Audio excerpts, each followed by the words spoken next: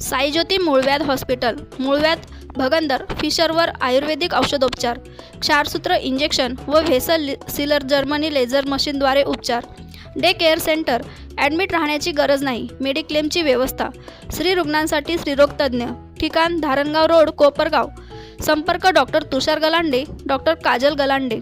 वातावरणात बदल झाल्याने गेल्या 3 दिवसापासून येवला शहरासह तालुक्यात थंडीमध्ये वाढ जाणू लागल्याने नागरिकांनी शेकोट्यांचा आधार घ्यायला सुरुवात केली आहे। बच्चे कंपनी देखील आपल्या पालकांसोबत शेकोटी करतानाचे चित्र सध्या येवल्यात दिसत आहे। वाढत्या थंडीचा फायदा हा कांदा तसेच गहू हरभरा पिकांना होणार असला तरी देखील धुक्यामुळे नक्कीच पिकांना फटका बसू शकतो। निफाड येथील कुंदेवाडी गहू संशोधन केंद्रामध्ये 8.3 अंश सेल्सिअस किमान तापमानाची नोंद करण्यात आली आहे।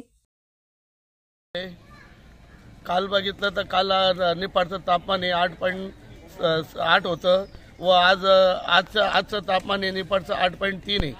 त्यामुळे थंडी ही वाढत चालली आहे।